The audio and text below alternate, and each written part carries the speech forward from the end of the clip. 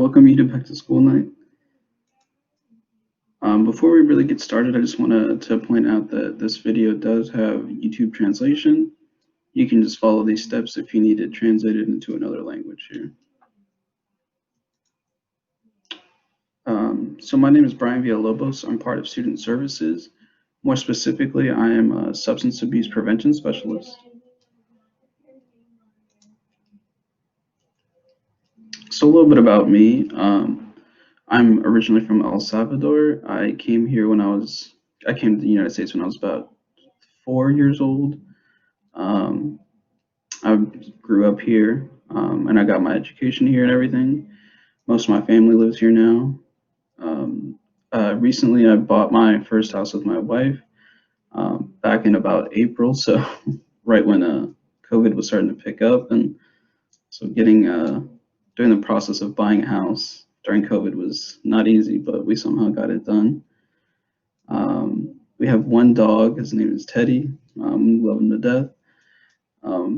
As far as my hobbies, I love video games, anything cars. As you can see in the little corner there, I have a picture of my MR2 Spider that I'm kind of working on restoring little by bit. So it's exciting. And we also like to hike as well.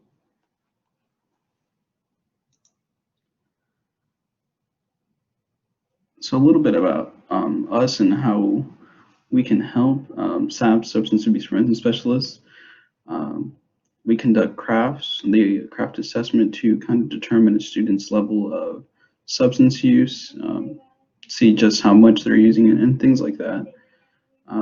More specifically, we provide substance abuse prevention education, so kind of just giving students real facts about some of the substances that they often see in school, breaking some myths in terms of actual use rates, because oftentimes what we find is students believe that certain substances are being used to a greater amount than they actually are. So we not only have statistics from nationwide, but we also have statistics from the county itself in terms of the percentage of actual use. So I think that that's a great tool that we use.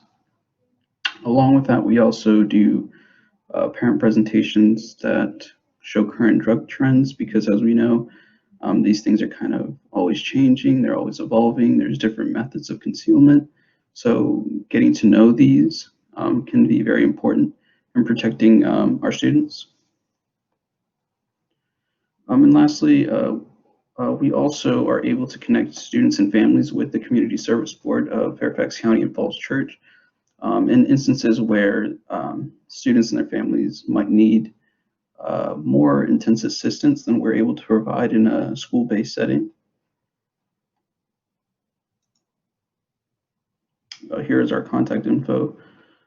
You have my email there and phone number, and I'm available to meet if you have any questions or concerns or anything you'd like to talk about via Blackboard or Google Meets.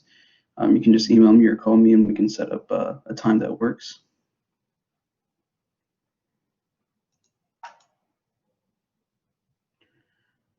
While we're in this setting, and I mean beyond this, but really in this setting, it's important to support your child. Have sort of ask them things like how things are going, show me what you learned today, things like that. Sort of having these open-ended questions to really get a student talking more than just one-word answers, you know. And I think it's also important to have honest conversations, again, with that style of trying to ask questions in a way that will result in just more than one-worded answers. So tell me how you've been feeling lately, or empathizing and saying, I know that school can be stressful, but you know, how are you coping with everything, to kind of assess what kind of coping skills a student may have. If they don't have any, maybe that's something we could work on, you know, so things like that, to really show your child that you're there for them, and you're there to support them in any capacity.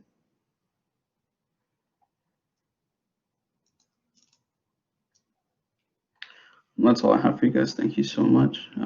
Looking forward to another great year.